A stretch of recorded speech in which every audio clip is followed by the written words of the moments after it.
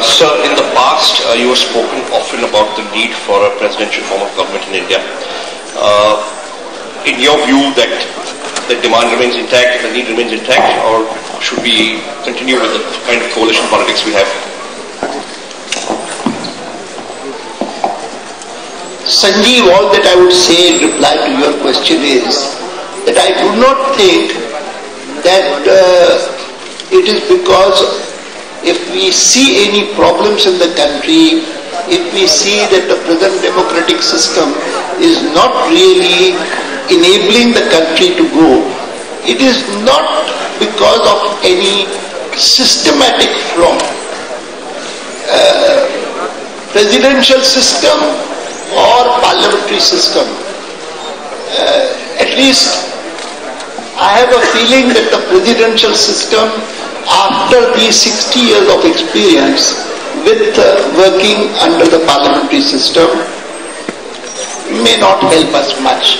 There are inherent dangers in a country where caste is become such an important factor in having the presidential system.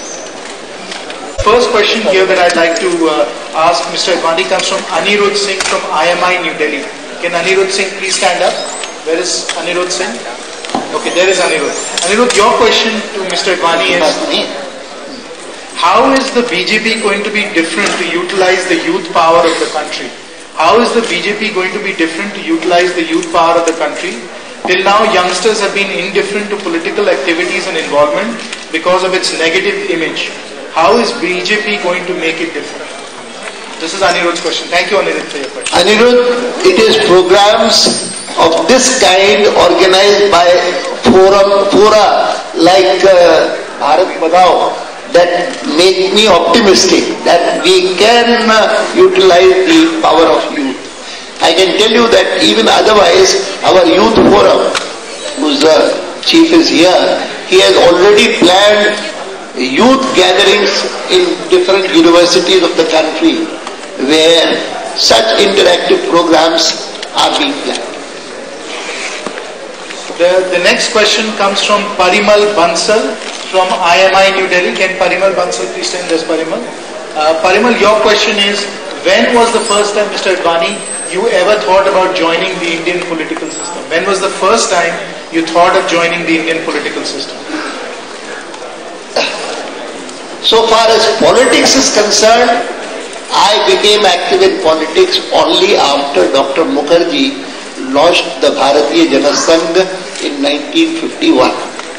But my interest in the country's affairs, my desire that India must be liberated from British rule, that had its seeds in the fact that at the age of 14, I joined the Rashtriya Swayamsevak Sangh. Thank you. And I'd like to ask Sheetal a little bit about his experience. As you all know, Sheetal Talwar, who's sitting next to Mr. Advani, is an award-winning film producer. He made a wonderful movie called Dharam.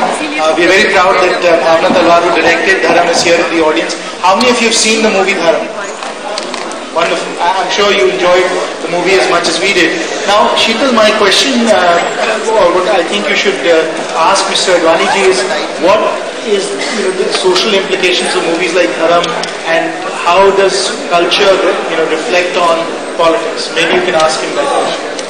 Okay, to me, I think...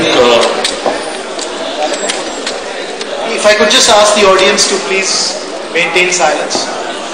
Thank you. To me, Advaniji, this is something I've been always wanting to ask you. Cinema usually reflects social fabric, right, and reflects what is the desire and need of society. For the last 20 odd years, most of our cinema has painted politicians and the political class as, like you described, the ugly face of India.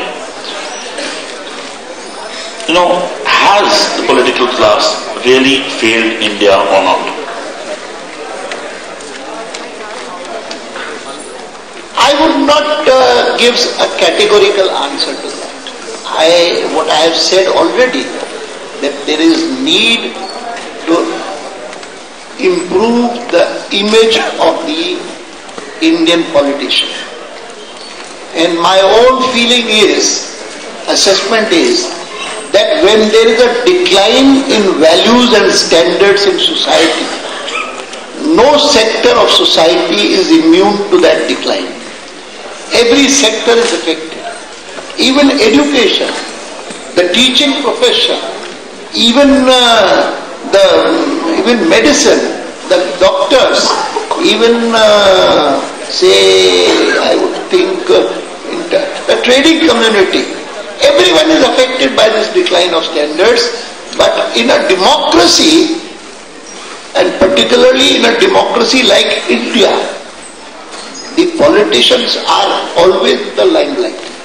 And therefore, decline in their standards and their values is very conspicuous, and furthermore, it influences the rest of society also.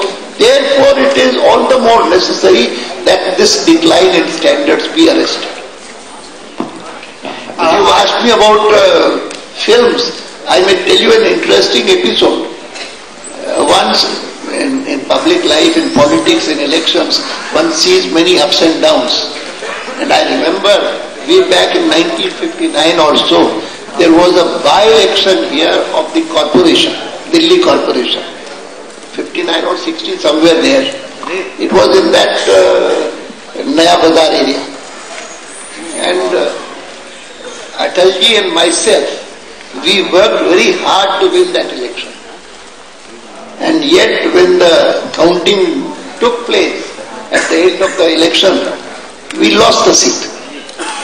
And so we were very depressed. Having worked very hard, तो अटल जी ने कहा कि चलो लाल कोई film देखा, picture देखा. और हम अजमेरी गेट में थे क्योंकि वो नया बाजार वहां है. तो पास में कौन सा थिएटर है, कोई कहा कोई चलो कहीं चलो.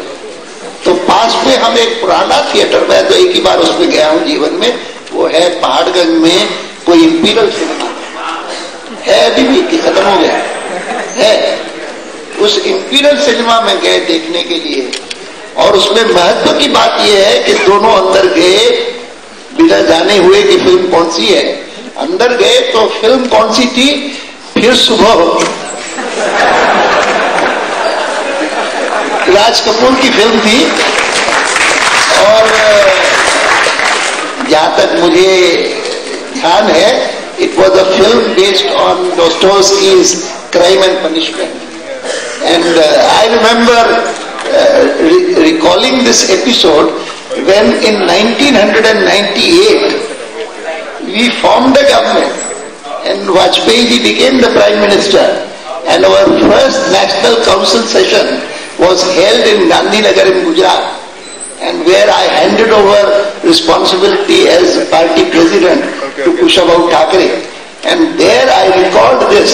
And I said, तब कहा था हमने कि फिर सुबह होगी. देखिए सुबह होगी, फिर सुबह होगी.